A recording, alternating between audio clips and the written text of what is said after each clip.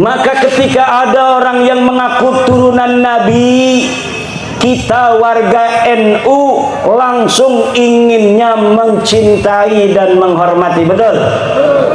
Betul apa tidak? Kalau ada orang mengaku dirinya keturunan Nabi datang ke rumah kita, pengennya ngasih duit aja walaupun gak punya. Betul nggak? Lama-lama keenakan itu orang.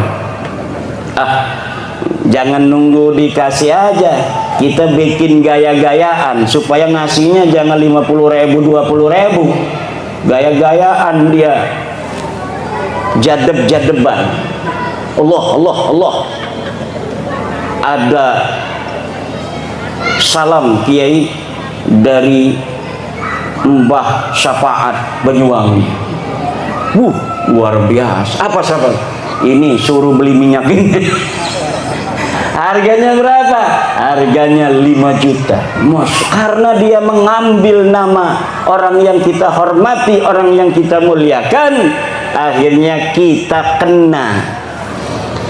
Banyak sekali kejadian-kejadian, laporan-laporan, cerita-cerita dari obrolan orang yang mengaku keturunan baginda Nabi besar Muhammad sallallahu alaihi wasallam, yang kadang orang itu percaya bahwa mereka adalah keturunan Nabi, kemudian lama kelamaan akhlak mereka kemudian yang diperlihatkan di tengah-tengah masyarakat jauh daripada akhlak baginda Nabi besar Muhammad sallallahu alaihi wasallam. Saya pribadi curiga, iki wong bener dudu keturunan Kanjeng Nabi, aja dudu turunan Nabi model mekene, ngakal-ngakali wong melulu. Pengakuan-pengakuan yang non konfirmatif itu terkonfirmasi sekarang. Pengakuan non konfirmatif masa lalu terkonfirmasi sekarang bahwa memang mereka suka mengaku. Yaitu NU didirikan, sejarahnya kan sudah dicatat itu tahun 84. Saya punya bukunya segini, bahwa pendiri NU awal mulanya didirikan NU, Mbah Khalil mimpi, kemudian memberikan tasbih dan tongkat. Yai As'ad Samsul Arifin suruh datang ke Mbah Yai Hashim As'ari, bawa tongkat dan tasbih. Mbah Yai As'adnya juga videonya masih ada sampai sekarang, ceritanya tuh. Beliau itu bercerita itu masih ada sampai sekarang. Jadi yang mendirikan itu adalah Mbah Hashim Asy'ari dan kiai-kiai Surabaya, kiai Jawa Tengah, kiai Cirebon. Kemudian yang menginspirasi, mendorong secara ruhiyah spiritual adalah Mbah Khalil Bangkalan. Yang membawa pesannya adalah Yai As'ad Samsul Arifin. Itu sejarahnya. Sekarang berubah, bahwa Mbah Yai Hashim Asy'ari bukan hanya menerima perintah dari Mbah Khalil, tapi juga mendapatkan restu dari Hasim bin Yahya. Wis gawe buku, bahkan di Diniyah DKI sudah bikin LKS untuk anak-anak. Jadi pendiri NU ceritanya siapa-siapa, bagaimana kronologisnya, masuk itu Mbah Alwi di situ. Padahal dalam cerita sebenarnya tidak ada. Kemudian makam sing wong Lampung ora diurus gak. Bar setahun maning balik iku wis dadi bin Yahya. Dibikin merek tua tahun 1670.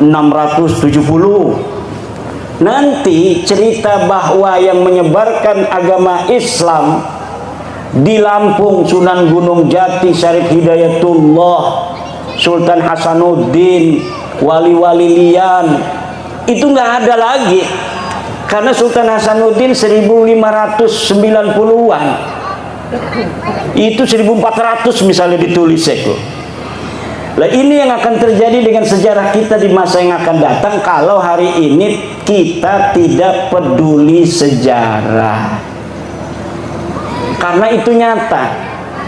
Dan yang bersangkutan tidak berani untuk berdiskusi. Bulan kemarin saya baru diundang Pak Haji Roma Irama podcast. Pak Haji juga sama sama Yai Sodikul Wa'dil Amin. Penasaran. Coba Kiai katanya terangin sebelum podcast kita ngobrol dulu. Coba terangin dulu nih. Sebenarnya Kiai ini yakin nggak ini bahwa Habib ini bukan cucu Nabi? Yakin, seyakin-yakinnya, hakul yakin. Hakul yakin, kan ada ilmul yakin, ada ainul yakin, ada hakul yakin. Kalau hakul yakin itu udah musyahadah. Karena saya udah musyahadah kitabnya. Pasti kepunteng-punteng Kiai Imad kok ngomong ikut terus. Karena penting buat warga NU yang percaya kepada penghormatan kepada keluarga Nabi hanya warga NU. Lamun putu Nabi asli mah dimai duit gemembut dibalikakan maning. Putu Nabi asli kependak, putu Nabi asli misalkan bapak-bapak kok. Bapak menghormati dekenya lebih menghormati nanane. Itu ciri-ciri keturunan Nabi asli. Kalau kita menghormati dia, lebih menghormati kita. Kalau kita ngasih duit, dia lebih ngasih duit pada kita. Karena nggak mau kalah keturunan Nabi pada kebaikan. Lebih baik dia yang menanggung derita daripada rakyat yang menanggung derita. Itu ciri keturunan Nabi asli. Bukan yang mengorbankan orang lain untuk kepentingan dia. Bukan. Ciri Nabi asli itu keturunannya adalah keturunan Nabi asli. Dia rela menderita. Yang penting umat Islam ini bahagia. Bukan sebaliknya, nyuruh orang-orang berantem demi kepentingan dia, sementara dianya aman-aman saja. Nyuruh orang-orang Indonesia berantem, dianya enak-enakan tidur. Orang-orang yang bodoh dari orang-orang yang bisa dipengaruhinya suruh gulat sama orang-orang yang menentang kepentingan dia. Ini adalah ya dulu ala annahum laisu min durriyati Rasulillah Muhammad sallallahu alaihi wa alihi wasallam bil marrah. Sama sekali bukan. Bismillahirrahmanirrahim. Assalamualaikum warahmatullahi ta'ala wabarakatuh. Alhamdulillahilladzi hadana li hadza wa ma kunna linahtadiya laula an hadanallah la haula wala quwata illa billah amma ba'du. Sahabat Mirza TV dimanapun Anda berada, Masya Allah, tabarakallah, apa kabar semuanya? Alhamdulillahirabbil alamin. Pada kesempatan kali ini Mimin ingin mengajak para sahabat Mirza TV dimanapun kalian berada untuk mendengarkan sebuah ceramah dari Kiai Haji Imaduddin Usman Al-Bantani, di mana kali ini pidato beliau membahas tentang pembelokan sejarah Nahdlatul Ulama dan Nasab Alawi. Dan buat para sahabat dimanapun kalian berada yang baru menemukan channel ini, jangan lupa untuk mendukungnya dengan cara like, subscribe, komen, dan share sebanyak-banyaknya agar video ini semakin berkembang dan bermanfaat. Kita akan menonton bersama-sama. Assalamualaikum warahmatullahi wabarakatuh.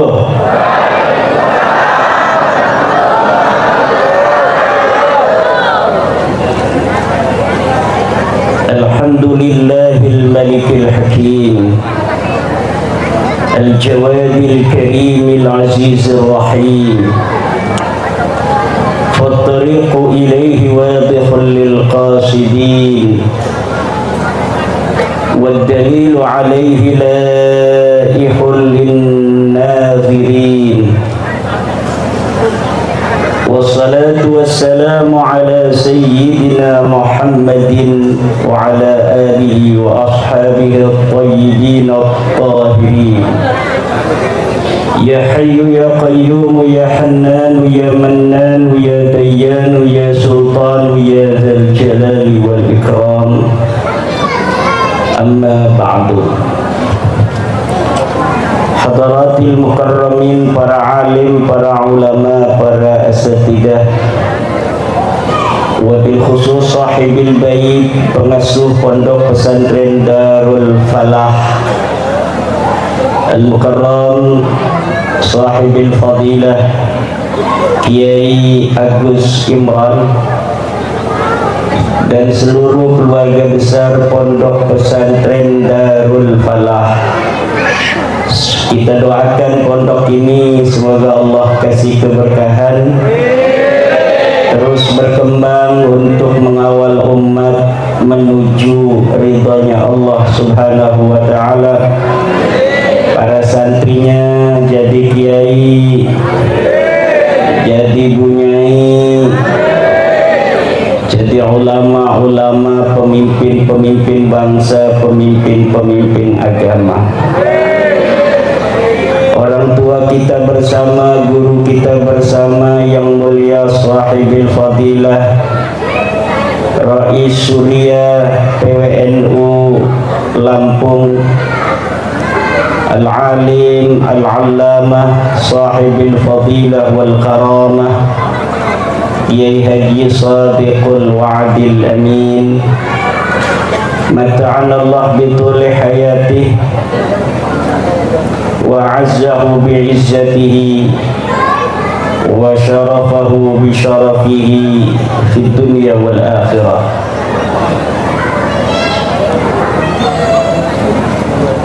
Dai kita yang mulia yang sudah tenar dari Provinsi Lampung,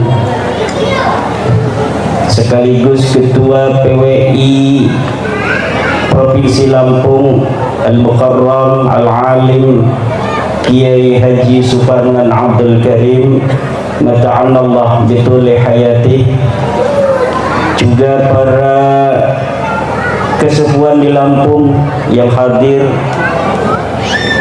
dari sekitar Lampung. Ada yang Kiai 15 km, ada yang 20 km hadir pada malam hari ini. Alhamdulillah. Ada Kiai Mustafa ini dari jauh sekali ini, alhamdulillah, dari kesepuhan PWI. Gus Amin ini kalau sudah datang. Aparatur pemerintah, Bapak Camat Rumbia, Kapolsek Rumbia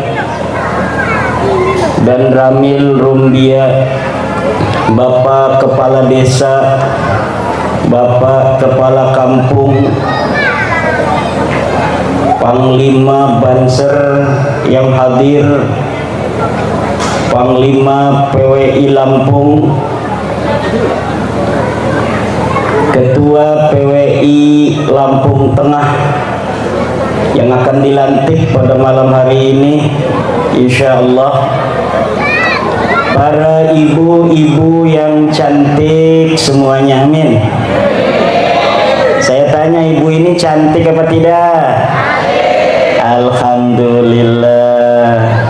Para bapak-bapak semuanya, mudah-mudahan Allah berikan karunia, keberkahan, sehat badan, walafiat, iman Islam tetap di dalam hati kita. Para santri pondok pesantren Darul Falah, ibu bapak hadirin ma'asyiral muslimin rahimakumullah. Sesuai amanah dari guru kita yang mulia Rais Surya PWNU Lampung, Ayahanda Kiai Haji Sadiqul Wa'adil Amin, bahwa beliau ingin tambah lebih memahami tentang fenomena yang terjadi saat ini,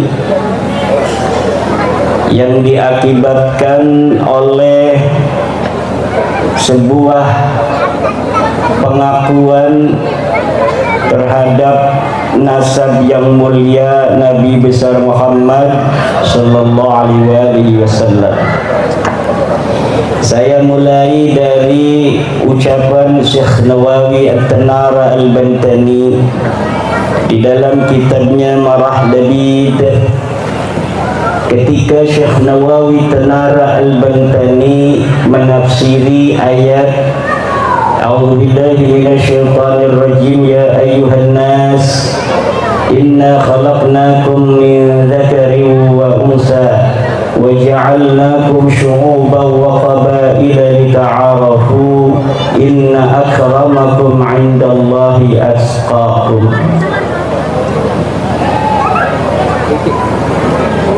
Ketika menafsiri ayat min dzakarin wa unsa, ayat ini lafaz min dzakarin wa unsa, Syekh Nawawi mengatakan ay min Adama wa Hawwa wa min abin wa ummin fal kullu fi dzalika sawa'un fala wajha littafakhuri fil ansab. Inna khalaqnakum min dzakarin wa unsa. Kata Allah, sesungguhnya kami ciptakan kalian semua wahai manusia.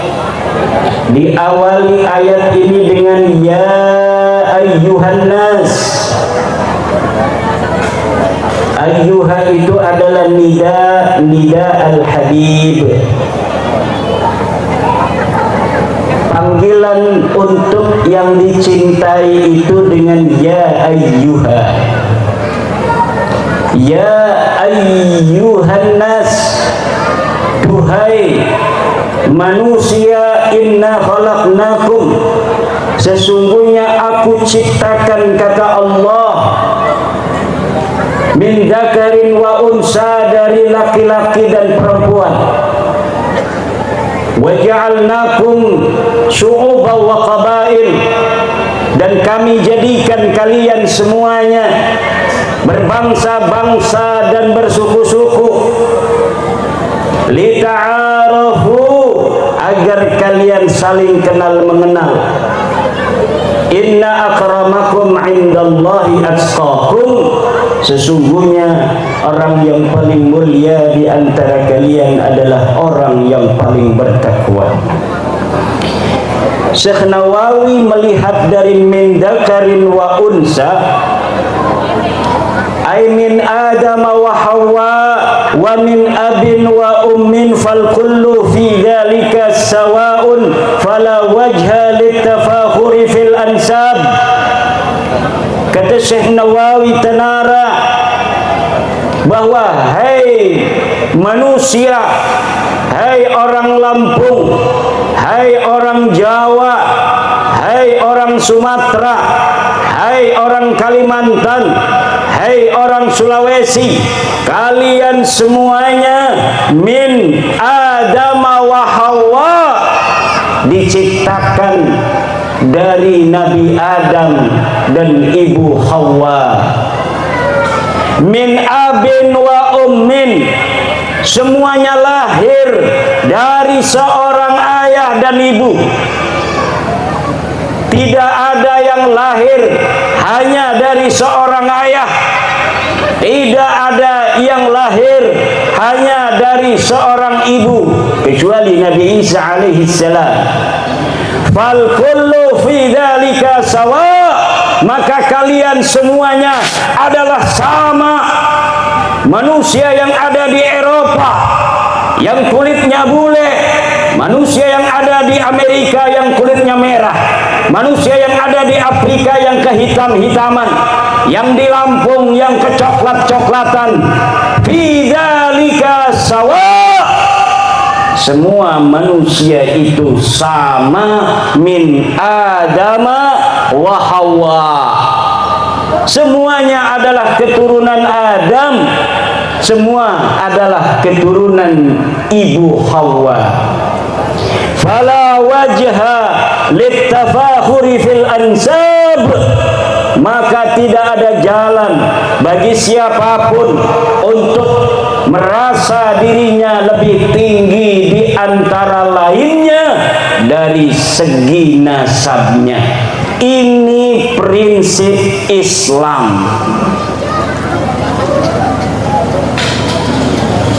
Kemudian ketika Syekh Nawawi menafsiri lafaz, menafsiri kalimat li ta'arafu, ay la li tatafakharu fil aba'i wal qabail, agar kalian saling kenal mengenal. Orang Lampung kenal dengan orang Banten, orang Banten kenal dengan orang Lampung. Itulah gunanya Allah menciptakan manusia berbangsa-bangsa dan bersuku-suku, lita'arafu, agar saling kenal mengenal. Kata Syekh Nawawi di tafsiri, la litatafakharu, bukan untuk saling edek-edekan. Kita sing lebih mulia dari para sirah, kita sing lebih hebat daripada sirah. Kita mah turunan raja, sirah mah turunan luncur. Catur kumaya. Kita mah turunan nabi, sirah mah turunan kumbili. Dudu genaiku Allah ciptakaken manusia, ana sing sukune Batak, ana sing sukune Sunda, ana sing sukune Jawa, ana sing sukune Ambon, ana sing sukune Dayak. Bukan untuk mengatakan orang Dayak lebih baik daripada orang Jawa, orang Jawa lebih baik daripada orang Dayak, bukan. Tetapi Allah subhanahu wa ta'ala menciptakan kita semua berbangsa-bangsa dan bersuku-suku, lita'arafu, agar kita saling kenal mengenal. La litatafakharu, bukan untuk saling berbangga-bangga diri. Dilanjutkan oleh Syekh Nawawi At-Tanara Al-Bantani, wala litadda'ut tafawuta fil ansab, dan bukan untuk kalian mengaku-ngaku tafawut, ada kasta-kasta di dalam nasab-nasab. Inna akramakum indallahi atqakum, sungguhnya yang paling mulia di antara kalian adalah orang yang paling bertakwa. Bukan dilihat dari siapa keturunannya, dari mana asalnya, siapa dia, status sosialnya apa, apakah dia seorang banser atau seorang laskar PWI. Tidak. Yang dilihat adalah apa di dalam Islam? Taqwahum, takwanya kita kepada Allah subhanahu. Siapa orang paling sujudnya kuat kepada Allah, dialah orang yang paling bertakwa. Siapa orang yang paling zikirnya kuat kepada Allah, dialah orang yang paling bertakwa, dan dialah orang yang paling mulia di sisi Allah subhanahu wa ta'ala.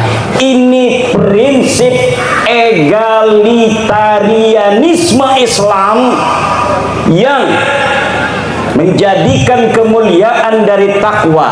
Siapapun bisa untuk menggapainya.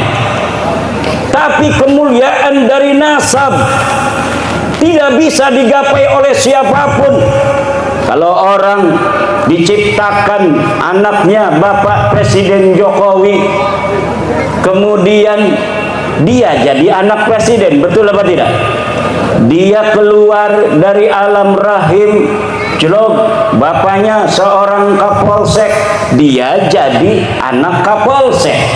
Tidak bisa untuk mesen, tidak ada amal dia untuk menjadikan dirinya anak Pak Kapolsek, tidak ada. Maka sesuatu yang tidak ada takasub di sana, tidak ada kerja keras kita, sesuatu itu tidak patut dibanggakan. Setuju? Setuju? Yang hidungnya mancung, jangan ngeledek sama yang hidungnya pesek. Karena kamu hidungnya mancung, tidak pernah kamu mesen.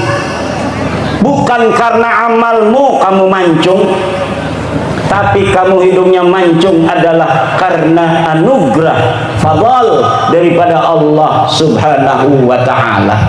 Sesuatu yang karena fadl dari Allah tidak layak dibanggakan. Ini prinsip Islam.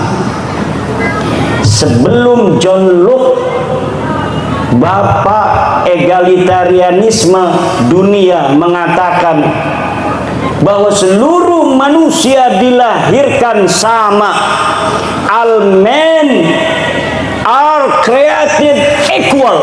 Bahwa seluruh manusia dilahirkan sama di atas dunia ini. Syekh Nawawi At-Tanara yang mengambil ajaran Islam dari Rasulullah Muhammad sallallahu alaihi wasallam berbicara juga tentang egaliter kemanusiaan, yang manusia itu mulia bukan karena keturunannya, tapi mulia itu karena takwanya. Dari sinilah kita mulai adanya pengakuan-pengakuan sebagian orang yang mengambil nasab paling mulia di dalam Islam. Bu, manusia paling mulia dalam Islam siapa? Bu, aja melangap pelongo ngedelengi kita baik, jawab. Ngerti orang ngomong jawab Banten? Jawa Banten karo Jawa Banyuwangi ku mirip-mirip. Orang di aku nang wong Solo. Kalau orang Solo ngomong saya nggak pati paham karena halus. Kalau orang Banyuwangi ngomong, orang Jawa Timuran ngomong, saya agak paham karena ngomongnya agak mirip dengan orang Jawa Banten. Coba ada orang mengaku keturunan manusia paling mulia di dalam Islam. Yang paling mulia di dalam Islam adalah baginda Nabi besar Muhammad sallallahu alaihi wasallam. Walaupun Nabi Muhammad sallallahu alaihi wasallam mengatakan la fadla li arabiyyin ala ajamiyyin wala li ahmara ala aswada wala li aswada ala ahmara illa bittaqwa, tetapi di dalam ilmu pengetahuan Islam sebagian tafsir mengatakan kita tetap harus menghormati lebih kepada man yata'allaku bi Rasulillahi Muhammadin sallallahu alaihi wasallam, orang-orang yang memiliki keterikatan dengan baginda Nabi. Walaupun Allah mengatakan inna akramakum indallahi atqakum, betul, tetapi memang kita harus ada di hati lebih mencintai atau mencintai lebih sedikit kepada orang-orang yang ada nisbah kepada baginda Nabi besar Muhammad sallallahu alaihi wasallam. Ini tafsir sebagian ajaran Islam, terutama ajaran Islam berbasis tasawuf Nahdlatul Ulama. Maka ketika ada orang yang mengaku turunan Nabi, kita warga NU langsung inginnya mencintai dan menghormati. Betul? Betul apa tidak? Kalau ada orang mengaku dirinya keturunan Nabi datang ke rumah kita, pengennya ngasih duit aja walaupun gak punya. Betul nggak? Lama-lama keenakan itu orang. Jangan nunggu dikasih aja, kita bikin gaya-gayaan supaya ngasihnya jangan 50.000 20.000. Gaya-gayaan dia, jadeb-jadeban. Allah Allah Allah. Ada salam kiai dari Mbah Syafaat Banyuwangi. Luar biasa. Apa sahabat? Ini suruh beli minyak ini. Harganya berapa? Harganya 5 juta. Karena dia mengambil nama orang yang kita hormati, orang yang kita muliakan, akhirnya kita kena. Banyak sekali kejadian-kejadian, laporan-laporan, cerita-cerita dari obrolan orang yang mengaku keturunan baginda Nabi besar Muhammad sallallahu alaihi wasallam, yang kadang orang itu percaya bahwa mereka adalah keturunan Nabi, kemudian lama kelamaan akhlak mereka kemudian yang diperlihatkan di tengah-tengah masyarakat jauh daripada akhlak baginda Nabi besar Muhammad sallallahu alaihi wasallam. Saya pribadi curiga, iki wong bener dudu keturunan Kanjeng Nabi, aja dudu turunan Nabi model mekene, ngakal-ngakali wong melulu. Akhirnya saya meneliti nasab seseorang yang ada di internet. Ngakunya dia bin Alwi bin Ubaid bin Ahmad bin Isa bin Muhammad An-Naqid bin Ali Al-Uraidi bin Ja'far As-Sadiq bin Ali Zainal bin Muhammad Al-Baghir bin Ali Zainal Abidin bin Husain bin Fatimah bin Rasulullah Muhammad sallallahu alaihi wasallam. Saya teliti dari atas dulu. Nabi Muhammad punya anak Sayyidatina Fatimah. Betul, sahih, ada dalilnya, ada hadisnya. Lau kanat Fatimatu binti Rasulullah sallam, lau kanat Fatimatu bintu Rasulullah sallallahu sarakat laqata'tu yadaha. Ada. Kemudian apakah ada dalil tentang Sayyidina Husain sebagai anak daripada Siti Fatimah? Ada. Kemudian Sayyidina Husain katanya punya anak namanya Ali Zainal Abidin. Ada, sahih. Ali Zainal Abidin punya anak Muhammad Al-Baqir. Ada, hadis masih kuat pakai hadis. Kemudian Muhammad Al-Baqir mempunyai anak bernama Ja'far As-Sadiq. Ada. Ja'far As-Sadiq punya anak namanya Ali Al-Uraidi. Ada, masih di dalam riwayat hadis. Karena beliau-beliau ini adalah ruwatul hadis. Ali Al-Uraidi punya anak Muhammad An-Naqid. Ada. Muhammad An-Naqid punya anak namanya Isa. Ini sudah membutuhkan kitab nasab. Saya cari kitab nasab, ada, sahih. Ini Ali Al-Uraidi mempunyai anak bernama Muhammad An-Naqid. Muhammad An-Naqid benarkah mempunyai anak namanya Isa? Saya cari kitabnya, ada. Isa punya anak namanya Ahmad. Saya cari kitabnya, ada. Yang sezaman. Ahmad punya anak Ubaid. Ini putus, tidak ada di dalam kitab-kitab nasab. Isa punya anak Ahmad, ada dicatat di kitab-kitab nasab. Sirri Silsilatil Alawiyah, dicatat di dalam kitab-kitab sejarah. Kemudian ketika Ahmad, apakah benar dia mempunyai anak bernama Ubaid? Tidak terkonfirmasi di dalam kitab-kitab. Ahmad bin Isa itu wafatnya 345 Hijriah. Ubaid itu wafatnya 383 Hijriah. Anaknya katanya Alwi wafatnya 400 Hijriah. Berarti sudah abad kelima.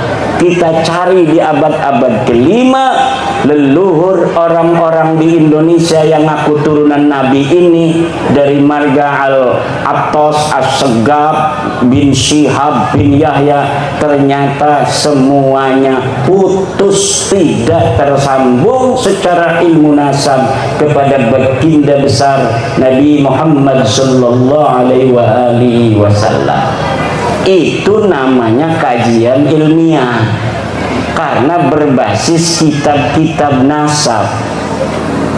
Kemudian, benarkah orang-orang ini ada? Saya menggunakan teori ilmu sejarah. Dalam teori ilmu sejarah, pertama kita heuristik, mengumpulkan sumber-sumber sejarah. Setelah heuristik, kemudian kita lakukan, kita kritisisasi sumber. Kitab-kitabnya ada, ini kitab apa namanya itu Al-Iqlil, ini kitab Musallam Al-Haji, ini kitabnya Al-Hamadani, ini kitabnya Ibnu Khaldun yang ada di sekitar abad-abad itu, ini kitabnya apa Ibnu Samurah yang abad kelima, ini kitabnya Janadi Al-Janadi di abad ke awal abad ke-8. Dari kitab-kitab sejarah yang ada di Yaman tidak ditemukan nama orang-orang yang disebutkan dalam silsilah para Ba'alwi itu, ya. Hada yadullu bi anna hadhil asma ghairu mawjudatin fi zamanihim. Orang-orang yang diaku sebagai keturunan leluhur mereka itu nyata tidak ada pada zamannya. Kenapa bisa sampai tidak ada? Ya karena asal nulis saja nama-namanya supaya nyambung. Kapan mereka mengaku? Mulai mengakunya di abad ke-9 Hijriah. Jadi abad 9 Hijriah mereka baru nulis kitab, namanya Al-Burqatul Musyiqah. Pengarangnya namanya Ali bin Abu Bakar As-Sakran. Di situ dia mengurutkan nama dia, Ali bin Abu Bakar bin Abdurrahman bin Maula Dawilah bin Ali Sahibud Darak bin Ali Al-Ghayyur bin Muhammad bin Ali bin Muhammad Sahib Birbat bin Ali Qali Qasam bin Alwi bin Muhammad bin Alwi bin Ubaid bin Ahmad bin Isa. Dari situlah mulai di abad 9. Dari mulai abad 9 ini sampai sekarang itu banyak kitab yang mereka buat, makanya syuhrah wal istifadah. Banyak dari mulai dia mengaku sampai sekarang ini kitab yang mereka buat, hampir itu kitab karangan keluarga mereka sendiri 27. Belum orang-orang yang lain yang suruh ngarang, itu puluhan. Jadi puluhan, makanya kaget sekarang diomong bukan turunan Nabi, marah-marah sama saya. Saya diomong dajjal, iblis. Ya premen maning wong mekonon sih. Wong tutu cucu Nabi, jeng aku cucu Nabi barang diwara ora percaya premen. Iki kitab beki. Kita dalile anakku, kitab pertamaku, kitab beku Tahdibul Ansab, anaknya Ahmad, laka singarane Ubed. Ki kitab keroroko masih abad kelima, arane Al-Majdi. Laka anaknya Ahmad disebut Ubedku, kita beku alamannya anak, cetakannya anak, manuskripnya masih anak. Kitab ketulu Muntaqilatul Talibiyah masih ning abad 5. Laka arane Ahmad bin Isa itu Ubedku. Terus ngabad ke-6 laka aran Ubedku, anak-anak yang ditulis kabeh Muhammad Ali Husain telu doang anakku. Barang abad 9, 10, 11 ditulis anaknya papat, ditambah siji Ubed. Dari sini secara ilmu sejarah ini bisa ditelusuri kapan dia mulai mengaku. Dan nama-nama yang ada mulai mengaku itu sampai abad ke-4 itu nggak ada orangnya. Kata katanya mujtahid mutlak tuh Ubaidnya. Ubaid itu sama dengan Imam Syafi'i, mujtahid mutlak. Lah mujtahid mutlak kayak Imam Syafi'i make kah kitab-kitab lakah kitab minimal senajan kemudian madhabiku laka sing ngembil kayak Sufyan Ats-Tsauri, tapi ada hikayat di dalam kitab-kitab Imam Syafi'i tentang Sufyan Ats-Tsauri, Sufyan Ibnu Uyainah, tentang Ibnu Huzaimah, tentang Daud Ad-Dohiri, kan ada, walaupun madhabnya tidak tersebar hari ini. Tapi Ubaid bin Ahmad bin Ishaq melaka. Kenapa laka? Ya laka wonge. Wonge ki laka. Uli gawe-gawe doang. Dua anak ngakuni Alwi. Alwi maning mujtahid mutlak, maning wisoras-oras. Sing paling tinggi ku ulama ku mujtahid mutlak. Wali sing paling tinggi Qutbul Aktab. Iku kabeh dijukut nang dheweke kabeh. Coba, lamun orang mujtahid mutlak engko nek keturunan leluhureku disebut Qutbul Aktab. Wali kutubnya seluruh para wali-wali kutub. Luar biasa. Iddia kullas syaraf kullal karam. Setiap kemuliaan semuanya diambil semua sama sejarah mereka. Deleng ning kitab-kitab siapa itu mujaddid Islam dari masa ke masa. Lihat dalam Bughyatul Mustarsyidin. Yang dimasukin keluarga dia semua. Wong Mora kebagian, wong Kresek, wong Banten, wong Lampung, wong Rumbia ora kebagian. Pokoknya yang mulia-mulia itu keluarga mereka saja. Pengakuan-pengakuan yang non-konfirmatif itu terkonfirmasi sekarang. Pengakuan non-konfirmatif masa lalu terkonfirmasi sekarang bahwa memang mereka suka mengaku. Yaitu NU didirikan, sejarahnya kan sudah dicatat itu tahun 84. Saya punya bukunya segini. Bahwa pendiri NU awal mulanya didirikan NU, Mbah Khalil mimpi, kemudian memberikan tasbih dan tongkat. Yai As'ad Samsul Arifin suruh datang ke Mbah Yai Hasyim As'ari bawa tongkat dan tasbih. Mbah Yai As'adnya juga videonya masih ada sampai sekarang, ceritanya tuh. Beliau itu bercerita itu masih ada sampai sekarang.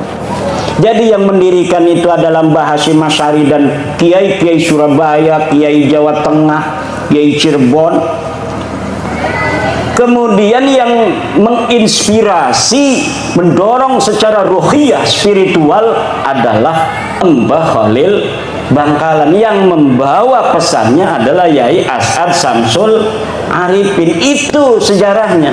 Sekarang berubah.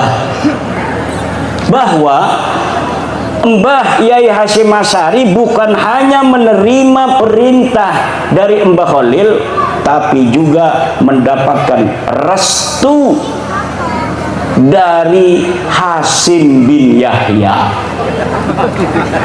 Wis gawe buku, bahkan di Diniyah DKI sudah bikin LKS untuk anak-anak. Jadi pendiri NU ceritanya siapa-siapa, bagaimana kronologisnya, masuk itu Mbak Alwi di situ.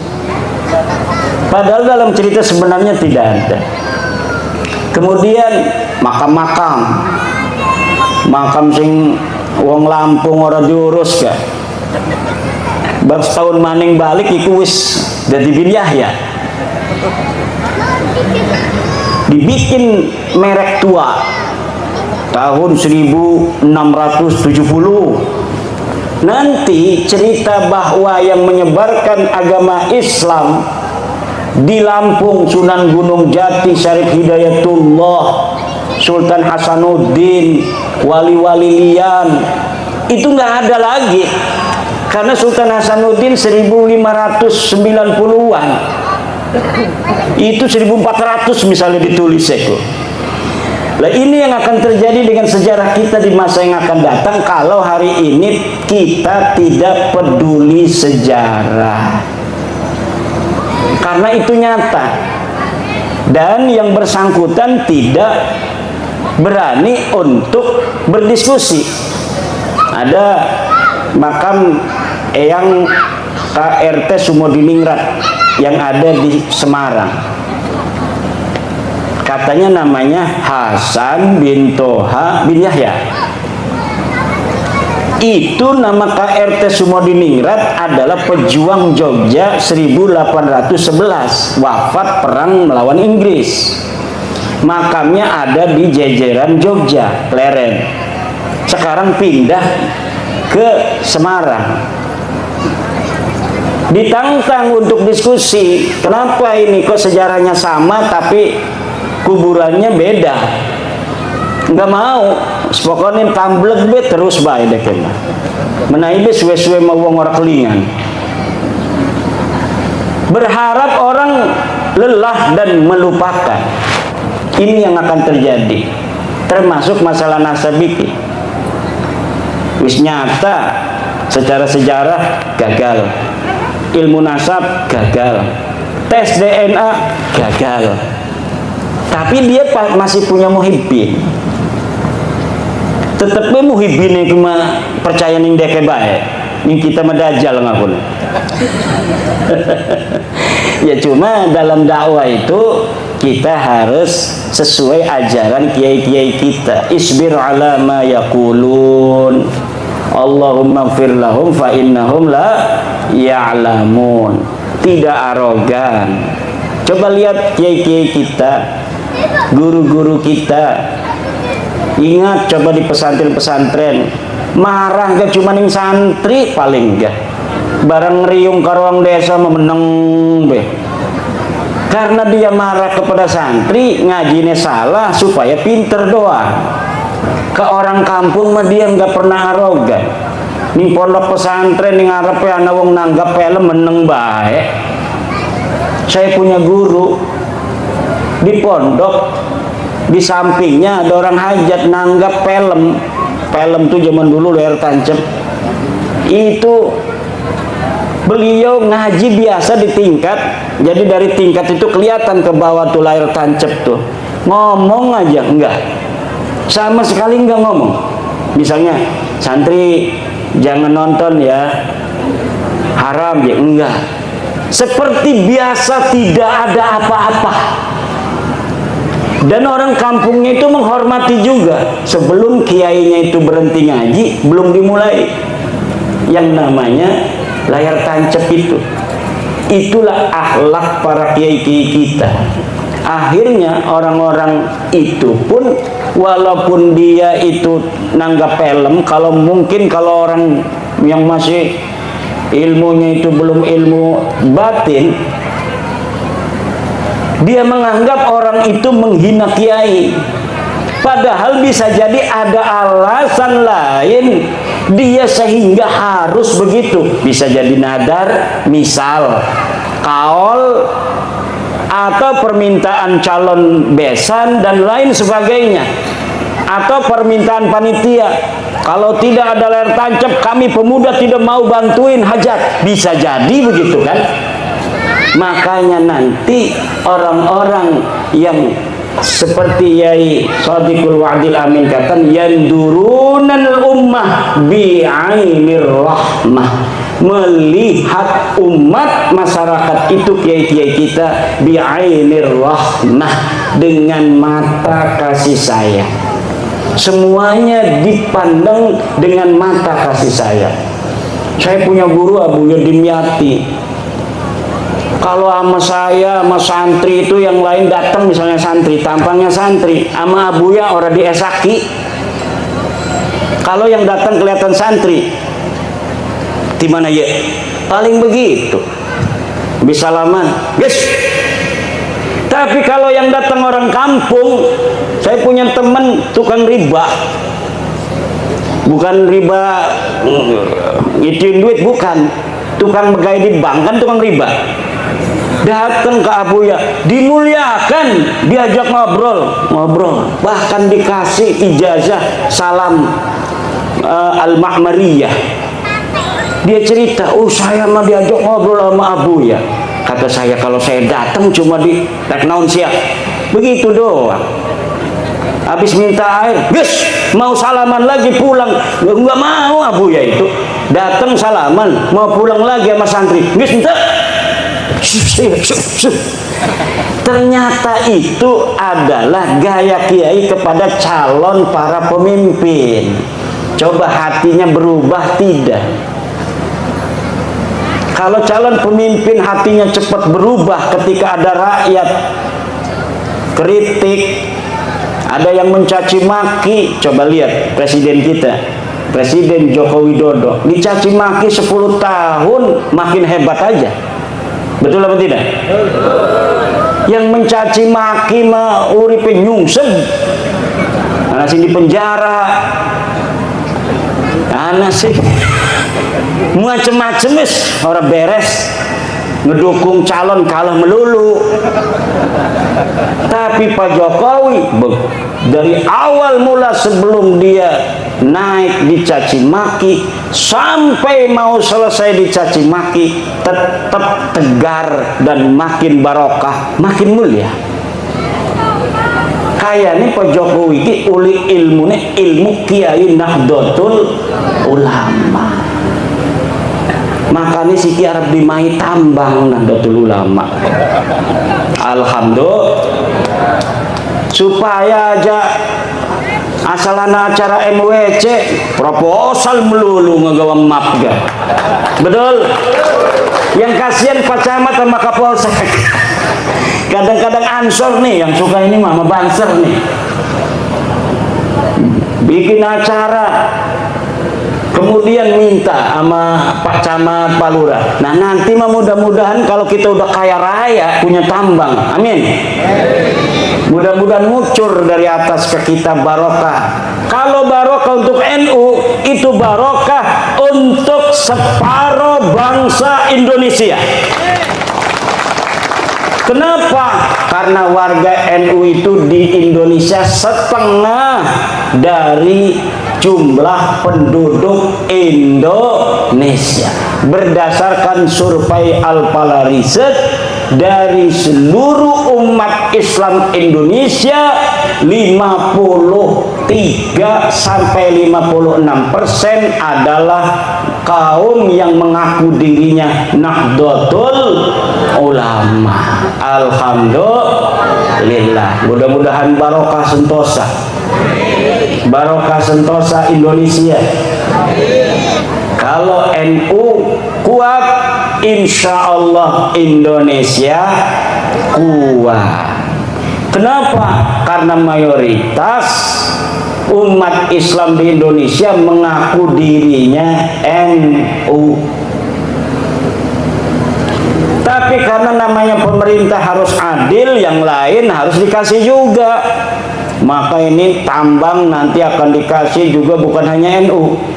Muhammadiyah dikasih, Persis dikasih, Al-Khairiyah, Matlaul Anwar, Al-Wasliyah, Perti, ikut dimani kabeh barokah NU. Alhamdulillah. Ariliane mah pada sugi-sugi sebenarnya mah udah dimai gora papa. Sing masyarakat mah NU doang. Pak Jokowi krunya ning NU tapi berkah gena kabeh. Alhamdulillah. Bu, Indonesia ini di bawah tanah yang diduduki ibu ini kekayaannya lebih hebat dibanding dengan ada yang di atas tanahnya. Lebih mahal. Di dalamnya ada minyak tanah, ada batu bara, ada uranium dan mineral-mineral lainnya. Masya Allah, Indonesia ini kaya raya. Emasnya banyak, peraknya banyak, besinya banyak, gasnya akeh. Ibu-ibu kan ilok masak nggo gas ya. Gas itu sing jero bumi, Bu. Jero bumi Indonesia. Kita ngebangun musola, ngebangun masjid nggo semen. Semennya dari bumi Indonesia. di dalam tanahnya kaya, di atasnya kaya, lautnya kaya. Nggak bakal kita kekurangan makan, Bu, hidup di Indonesia. Betul? Iwak macam-macam, mana iwak betik, iwak lele, iwak boncel, sepat siem, macam-macam. Itu baru ada di darat, di sawah, di kolam. Yang di laut macam-macam ikan, ribuan macam, semuanya cukup untuk menghidupi orang-orang yang hidup di Indonesia ila yaumil qiyamah, insya. Maka ini Indonesia harus dijaga, Bu. Aja sampai Indonesia acak-acakan. Makanya ulama lamun lagi ana lagu Indonesia Raya iku ngerembeng bae, mata iki kerasa ingin menangis. Bangunlah jiwanya, bangunlah badannya untuk Indonesia Raya. Itu bangunlah jiwanya, itu mental. Mental kita, kalau mentalnya mental budak, walaupun badannya kuat, latihan tempur, tapi mentalnya masih mental budak, kita gampang dijajah oleh orang-orang asing. Betul apa tidak? Bangunlah jiwanya, bangunlah badannya untuk Indonesia Raya. Revolusi mental, dari mental budak, mental terjajah, mental inferior, menjadi mental para tuan, menjadi mental orang merdeka, menjadi mental superior. Leluhur-leluhur kita orang-orang hebat. Kenapa hari ini kita menjadi orang-orang yang mau hanya menjadi budak? Luhur kita para raja, luhur kita orang merdeka. Tapi kenapa hari ini kita banyak dari bangsa Indonesia yang masih mau diperbudak oleh orang lain, dibohongi dengan agama untuk merusak Indonesia? Masih ada orang-orang yang menjual agama untuk memecah belah Indonesia. Ada. Dibohong-bohongi negara Islam. Demi Allah, kita akan mendirikan negara Indonesia ini berdasarkan syariat agama Allah. Aduh, emangnya Pancasila itu bertentangan karo syariat apa sih?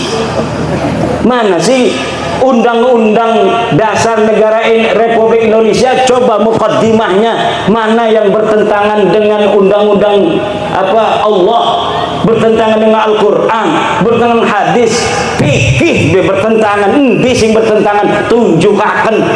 Laka ibu-ibu aya gelem dibohongi.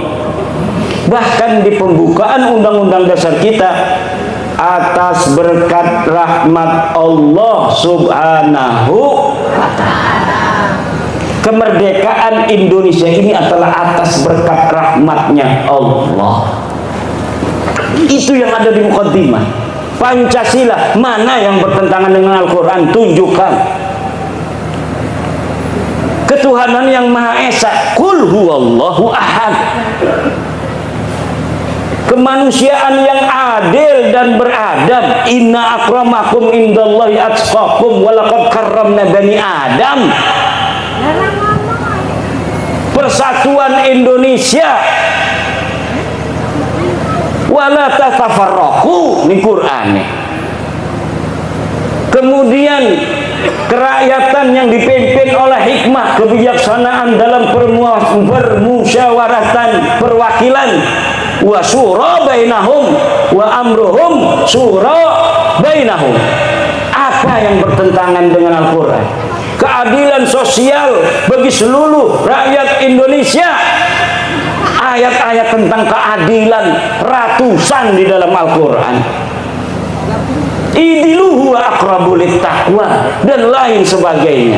Tidak ada orang-orang tua kita yang mendirikan negara kesatuan Republik Indonesia ini mau memasukkan kita anak cucunya ke dalam nerakanya Allah. Tidak ada.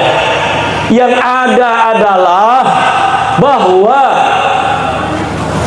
orang tua kita mendirikan negara kesatuan Republik Indonesia ini, Insinyur Soekarno, Muhammad Hatta, Kiai Haji Wahid Hasyim, dan lain sebagainya, itu adalah berdasarkan pemahaman mereka terhadap ajaran Islam.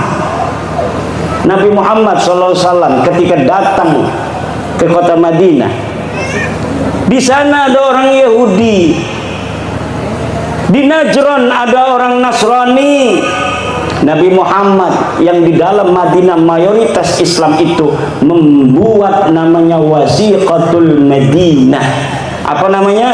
Wasiqatul Piagam Madinah. Piagam Madinah itu untuk apa? Piagam Madinah itu adalah untuk mengakomodir seluruh orang yang ada di Madinah dan di sekitar Madinah mendapatkan hak dan kewajiban yang sama sebagai warga negara Madinah. Antara dia dan Yahudi juga yang ada di sekitar Madinah, di Najran dan sebagainya, itu dibikin sebuah wasiqah, misaqan ghalidha. Dan NKRI ini adalah misaqan ghalidha, sebuah kesepakatan kita bangsa Indonesia yang mayoritas 90% adalah umat Islam, tetapi kita menginsafi ada saudara kita yang berasal dari agama lain. Di sana ada Kristen, di sana ada Buddha, di sana ada Hindu, di sana ada kepercayaan kepada Tuhan yang Maha Esa. Jangan main-main di Indonesia ini yang menganut kepercayaan bukan beragama itu jumlahnya puluhan juta. Dalam data BPS itu 12 juta. Data terbaru sekarang ini 25 juta orang mengaku bukan agama Islam, bukan agama Kristen, bukan agama Hindu dan Buddha, tetapi dia adalah penganut, penghayat aliran kepercayaan kepada Tuhan yang Maha Esa. Jadi percaya nih anaknya Allah tuh. Tapi orang gelem ning gereja, orang gelem salat, orang gelem ning pura, pokoknya dia adalah penghayat, pengiman adanya Allah. Dia adalah bangsa Indonesia. Di hadapan Piagam Madinah, seluruh penduduk Madinah sama. Di hadapan negara kesatuan Republik Indonesia, semua bangsa Indonesia, apapun sukunya, apapun agamanya, mempunyai hak dan kewajiban yang sama sebagai warga negara. Makanya Nahdlatul Ulama sudah membuat konsep.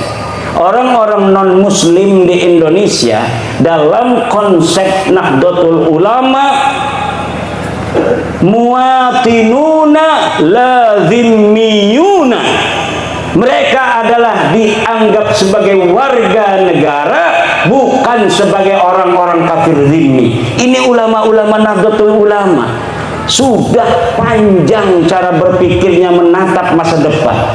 Kalau kita mau berindonesia selama-lamanya tanpa keinsapan bahwa ada saudara-saudara kita yang lain kepercayaan, maka sampai kapanpun kita akan terjadi clash antar bangsa Indonesia. Tapi apabila kita bangsa Indonesia yang mayoritas menginsafi bahwa ada hak-hak minoritas yang harus dipenuhi, bahwa ada saudara kita yang lain agama, lain kepercayaan, kita harus meyakini agama kita seyakin-yakinnya, tetapi kita juga harus menghormati keyakinan orang lain dalam agama mereka. Ini namanya toleransi. Bukan berarti kita meyakini agama mereka benar, tidak, tetapi kita menghormati keyakinan orang lain. Inilah ajaran orang-orang tua kita di Nahdlatul Ulama. Muatinuna lazimiyun, orang Kristen bagi NU itu bukan kafir zimmi, tetapi mereka dianggap oleh NU sebagai muwatinun, warga negara. Lahum ma lahum wa alaihim ma alaihim. Mereka punya hak, mereka juga punya kewajiban. Dan sama semuanya umat Islam pun di Indonesia ini walaupun mayoritas punya hak dan punya kewajiban.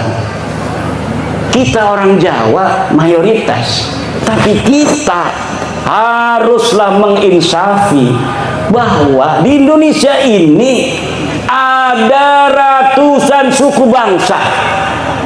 Jangan karena kita orang Jawa ini adalah mayoritas, kemudian kita menafikan tenggang rasa yang harus kita jaga untuk saudara-saudara kita yang lain suku. Suku bangsa di Indonesia ini banyak, pulau tersebar di Indonesia 17.000 pulau. Ada Jawa, ada Sunda, dan ada yang lainnya. Kata Bang Haji Roma Irama. Kebetulan kemarin saya baru diundang Pak Haji Roma Irama podcast. Pak Haji juga sama sama Yai Sodikul Wadil Amin. Penasaran? Coba Kiai katanya terangin sebelum podcast, kita ngobrol dulu. Coba terangin dulu nih, sebenarnya Kiai ini yakin nggak ini bahwa Habib ini bukan cucu Nabi? Yakin, seyakin-yakinnya, hakul yakin. Hakul yakin, kan ada ilmul yakin, ada ainul yakin, ada hakul yakin. Kalau hakul yakin itu udah musyahadah, karena saya udah musyahadah kitabnya. Kalau ilmu yakin, saya dikasih tahu kayak sekarang nih, bapak-bapak yang balas baca bahwa Habib bukan cucu Nabi. Yakin, yakin yang ngomong Kiai Iman, pengasuh pondok pesantren, anggota LBM PBNU, wakil katib PWNU Banten, ketua komisi fatwa MUI Provinsi Banten. Usah yakin ya. Iku arane ilmul yakin. Durung pernah ketundak karo kita memang. Bikin YouTube doang. Kurang barokah ya dalam YouTube doang mah. Lamun ngundang mengkenen ke arane ainul yakin. Sudah melihat langsung datnya saya. Ternyata katanya daripada YouTube-nya Kiai Imad itu gantengan langsungnya. Masya Allah. Kalaulah dia ini masih bujangan deh. Bu, aja ngomong-ngomong kalaulah masih bujangan, kalau masih bujangan tidak ada syarat nikah di dalam kitab-kitab Fathul Mu'in yang mengatakan seorang laki-laki harus bujangan menikah. Tidak ada. Asal dia laki-laki boleh. Setuju Kiai Parman? Setuju laki-laki? Ibu-ibu setuju? Orang manjing neraka kok enggak. Ada yang ketiga, ilmu yakin, ainul yakin, hakul yakin. Hakul yakin itu karena memang sudah tahu algoritmanya, meneliti seluruh kitab yang berkaitan dengan nasab ini. Jadi lamun arep digoyang-goyang ora bisa, digoyang-goyang ora bisa. Senajan misalkan, makanya saya ngomong wa in aftal muftun, walaupun orang-orang berfatwa karena suatu hal mensahihkan nasab balawi, saya tidak terima kecuali sayanya musyahadah dalil dianya. Sikima dalilnya bohong-bohongan kabeh. Mau anak sing marah-marah wong tanggul kan katanya Imad Dajjal. Ini ada kitabnya, kitab abad keempat. Sudah sahih di sini disebutkan bahwa Ubaid anaknya Ahmad. Ini kitab namanya Abnaul Imam. Wah, ini kitab Abnaul Imam sudah saya bahas hampir 2 tahun yang lalu ketika pertama kali saya mengeluarkan tesis saya. Seorang kiai dari Pelamunan Banten datang ke rumah saya, manggilnya Abah sama saya, kiai dari Pelamunan, sekarang ketua PCNU Kabupaten Serang sekarang, namanya Gus Robi. Abah, ini ada kitabnya ini, karena dia mondoknya di Yaman.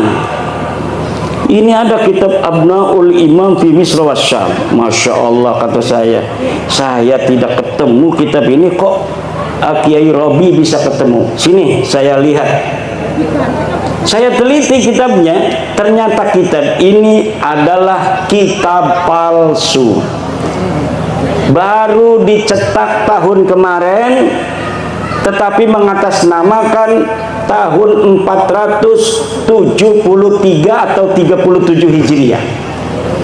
Ternyata kitabnya itu, kitab aslinya 20 lembar, dikarang oleh orang yang ada di tahun 199 Hijriah.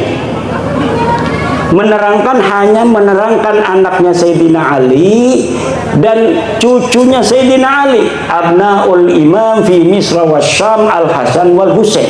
Tidak menerangkan yang lainnya, karena tahunnya saja masih tahun 199 Hijriah. Sedangkan Ubaid itu wafatnya 383 Hijriah. Masa iya orang yang hidup di tahun 199 Hijriah bisa mencatat orang yang ada di tahun 383 Hijriah? Bohong apa aku? Bohong. Lah iki jebari marah-marah bahwa kitabnya sudah ditemukan, ini kitab abad keempat, ya 473 kan kudurnya abad kelima. Wis ngomongnya salah, isinya salah. Kalau misalnya kitab itu benar, itu sing cerdas-cerdas kan sing ngebela kayak Rumel Abbas, kayak Idrus Romli, itu dulu yang akan dipakai untuk menjawab saya. Profesor Said Agil Al-Munawwar pasti akan membawa dalil itu kepada saya. Tetapi kenapa mereka tidak membawa? Karena mereka pun tahu itu kitab palsu. Dan kepalsuan itu diakui di mukaddimahnya ada. Mukaddimahnya ini kitab dikarang pada 199, tetapi kemudian ditambahi pada abad ke-12, ditambahi lagi pada abad sekian, ditambahi lagi oleh yang terakhir Yusuf Jamalul Lail yang baru wafat beberapa tahun kemarin. Lah iku kitab Murtadha Az-Zabidi yang katanya adalah menetapkan dan mengisbat Ba'alwi, itu kitabnya juga palsu. Kitab palsunya dari mana sih? Kiai tahu aja kalau palsu. Karena percetakan itu biasa dicetak itu menggunakan jasa peneliti. Misalnya nih ada manuskrip ditemukan di Rumbia, manuskrip ini atas nama Pangeran Diponegoro, panggil dari UI, filolog suruh nyetak. Tetapi peneliti tidak akan bohong, dia akan cerita manuskrip ini memang dikatakan tulisan Pangeran Diponegoro, tetapi dilihat dari kertasnya tidak memungkinkan dia berada pada masa Diponegoro. Kertasnya ini dicetak atau diproduksi pada tahun 1950, sedang di Diponegoro tahun 1825. Dari jenis tulisan yang ditulis pun tidak mencerminkan tulisan yang dipakai pada tahun 1825. Ini adalah tulisan abad ke-20. Itu tahu. Dan dia ngomong bahwa menulisnya ketika di Lampung. Pangeran Diponegoro katanya menulis kitab ini di Lampung. Sedangkan tidak ada pernah berita diketahui Pangeran Diponegoro pernah ke Lampung. Itu sebenarnya Pangeran Diponegoro siapa? Tapi karena misalnya Provinsi Lampung ini ketua PCNU-nya ingin dicetak aja sesuai dengan tulisannya itu karya Pangeran Diponegoro. Begitu yang terjadi dengan kitab Ar-Raudul Jali karangan Syekh Murtadha Az-Zabidi. Coba beli kitab Ar-Raudul Jali karangan Syekh Murtadha Az-Zabidi, cetakan Yaman Darul Fatah. Itu dari muqaddimahnya sudah jelas bahwa manuskrip ini tidak ditemukan sebelum keluar, dicatat, disalin oleh Hasan Muhammad Qasim. Ini orang abad 50 tahun yang lalu, dia baru meninggal 50 tahun yang lalu. Katanya dia menyalin dari tulisan seorang yang bernama Abdul Mu'ti Al-Wafai yang berada di Khazanah Al-Wafaiyah Mesir. Tetapi sekarang manuskrip yang ada di Wafaiyah Mesirnya sudah hilang. Premen dia bisa nyatet, barang kasih catat bisa hilang iku. Kenapa begitu? Itu bukti bahwa sebenarnya manuskrip itu tidak ada sama sekali. Karena beberapa klaim mereka punya manuskrip di dalam sebuah kitab yang namanya Uqudul Almas karya Alwi bin Thahir, setelah saya konfirmasi di kitabnya bohong. Misal bahwa Imam Ahmad bin Isa berhijrah dari Basrah ke Yaman, disebutkan oleh Imam Al-Ubaidili di dalam kitabnya. Saya buka kitabnya Imam Al-Ubaidili, tidak ada keterangan itu. Kemudian bahwa Ahmad bin Isa bergelarnya tidak pernah ada Al-Abah dan An-Nafat. Gelarnya menurut dia hanya Al-Muhajir. Ternyata tidak seperti itu. Kitab yang dia sebutkan tidak menyebutkan An-Nafat. Saya lihat ya yang bergelarnya An-Nafat, tukang minyak. Yang satu lagi bergelarnya Al-Abah. Al-Muhajir tidak pernah ada di kitab-kitab dari mulai hidupnya Ahmad bin Isa sampai dimunculkan pada 800 tahun kemudian nama Al-Muhajir sebagai alibi bahwa Ahmad bin Isa ini hijrah ke Yaman. Padahal yai Ahmad bin Isa ini orang pernah pindah ning Yaman. Laka sama sekali berita kepindahan Ahmad bin Isa ke Yaman. Dia terkonfirmasi kitab abad kelima Al-Ghaibah karangan At-Tusi adanya di kota Madinah Al-Munawwarah. Dicari kapan wafatnya, tidak ada berita kapan wafatnya. Dicari di mana dia ini dikebumikan, tidak ada. Kenapa sampai dia tidak dicatat? Mungkin dia mati muda, tidak terlalu banyak peran dalam kehidupan. Kalau orang yang banyak peran, ketua PCNU, ya kadang-kadang anak sing nulis di media online. Ketua PCNU menghadiri acara pelantikan PWI Kabupaten Lampung Tengah. Berarti dia historis pernah ada di media online. Coba nama yang hadir. Coba lihat di Google. Ketik nama Kiai Haji Suparman Abdul Karim. Langsung merebet anak. Dia historis. Banyak yang memberitakan.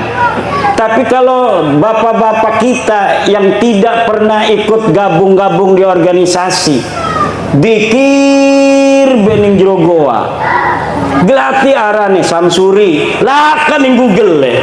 Wong dek yang tasawuf tidak pernah ada interaksi dengan masyarakat luas. Begitu pula lah keberadaan seseorang yang dikatakan dengan kesejarahan yang begitu luar biasa, pasti ada saja orang-orang sekitar dia yang menginformasikan tentang aktivitasnya waktu dia hidup. Tetapi nama-nama Ba'alwi ini sama sekali tidak ada. Faqih Muqaddam jere bisa mi'raj 70 balen sebengi. Dia ada di abad ke-6. Banyak kitab abad ke-6 di Hadramaut, di Yaman yang memberitakan tentang ulama-ulama Hadramaut. Satu pun tidak ada yang memberitakan orang ulama di Tarim namanya Faqih Muqaddam. Laka pemaning karo keramat-keramatin. Makanya Abdul Qadir Jailani pun kalah pangkatnya oleh Faqih Al-Muqaddam. Kenapa namanya Al-Muqaddam? Karena dia orang yang paling tinggi derajatnya. Ternyata ketika dicari di dalam sejarah masa lalu, tidak ada. Sejarah itu yang perlu dokumen, bapak-bapak. Nggak usah marah-marah, wis dokumen deh. Dokumennya mana? Kalau tidak sejaman, yang primer, yang sekunder, yang kira-kira dia bisa mendeteksi orang yang ada pada abad sebelumnya. Kalau misalnya tidak ditemukan pada abad-abad yang mendekati, maka yang ditemukan yang paling dekat, senajan 100 tahun, ini yang akan dipakai. Nanti apabila ditemukan yang lebih tua, maka yang muda, yang bertentangan yang dengan yang lebih muda ini harus namanya tesisnya ini sudah ada antitesis, sudah tidak bisa dipakai lagi.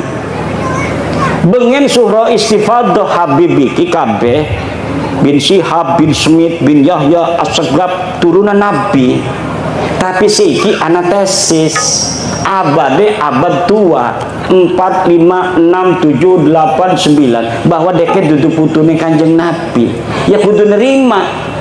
Tes DNA ini melenceng, turunan Nabi kudune J1, dekema tes DNA ini hasilnya G, haplogrupik. Turunan Nabi Muhammad, turunan Nabi Ibrahim, J1 haplogrupnya. Mereka 180 orang yang sudah tes DNA, kebanyakan G. Ini menunjukkan bahwa mereka bukan sebagai turunan Nabi, tapi juga bukan orang Arab. Kenapa sih kepunteng-punteng Kiai Imad kok ngomong itu terus?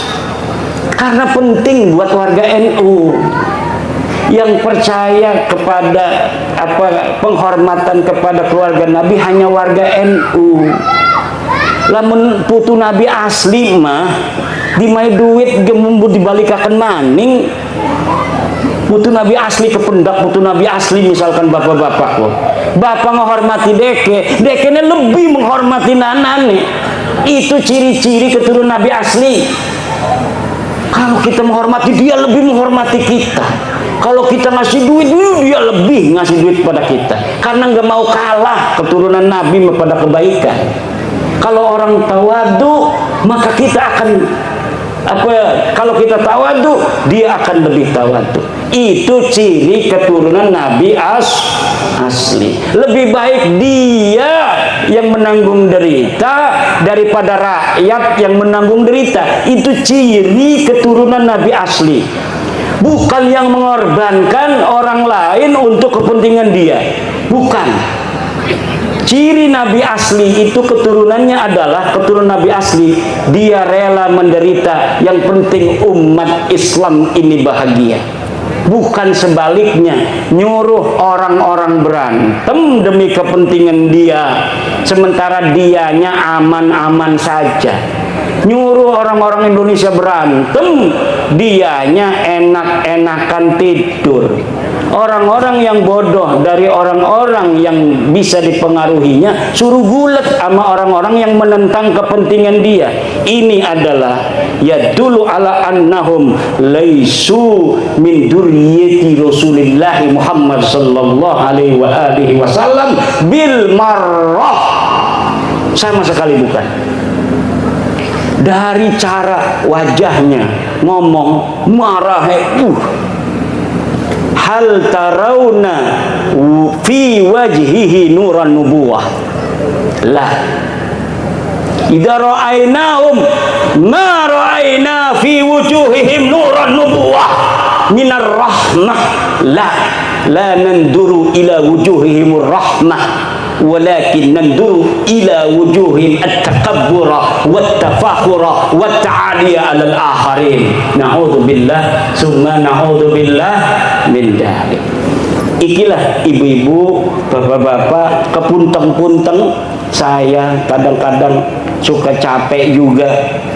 Tetapi karena ini merupakan sebuah, menurut saya, la yajuzu lil alimi kitmanu ilmihi fi hadzal bab, ay fi hada tajwiri nasab, fil babi ay fi tajwirin nasab.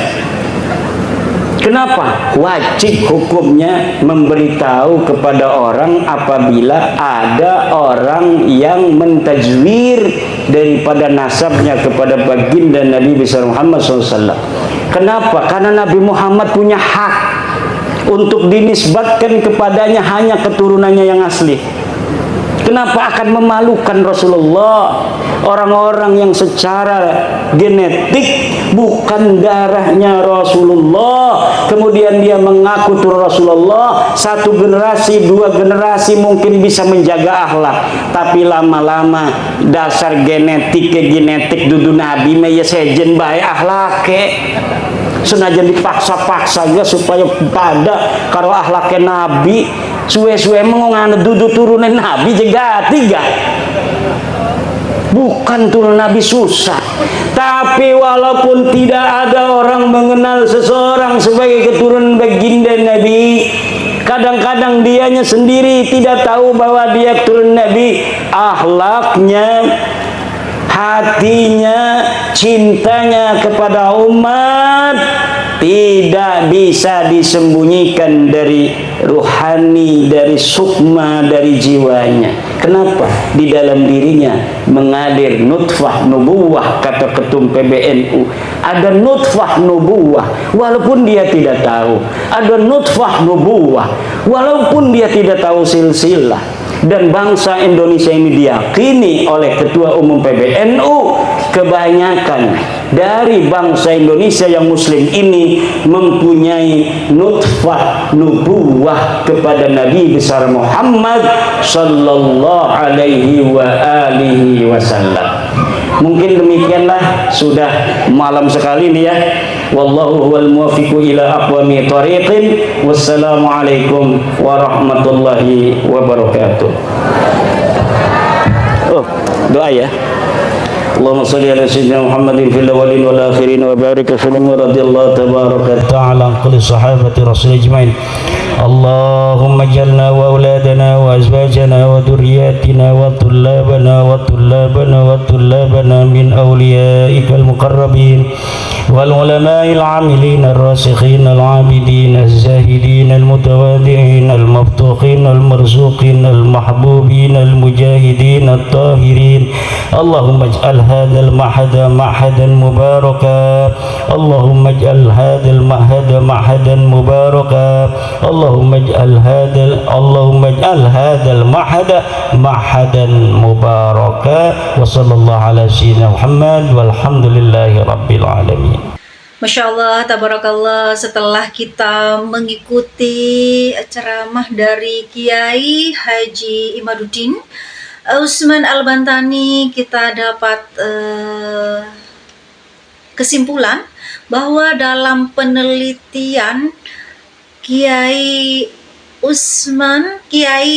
Imaduddin Utsman Al-Bantani ini, dari kitab-kitab sejarah, ilmu nasab dan tes DNA, bahwa kaum Ba'alawi ini tidak terbukti ya, tidak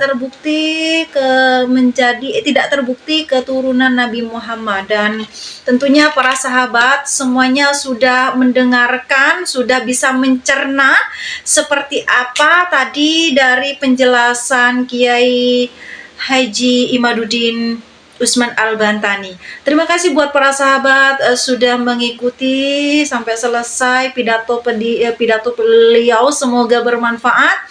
Mimin akhiri, apabila ada salah-salah kata dari awal sampai akhir mohon dimaafkan, karena Mimin manusia biasa yang tidak luput dari salah dan dosa. Ihdinas siratal mustaqim, wallahul muwaffiq ila aqwamit thoriq. Assalamualaikum warahmatullahi wabarakatuh. Sukses selalu buat para sahabat Mirza TV dimanapun kalian berada.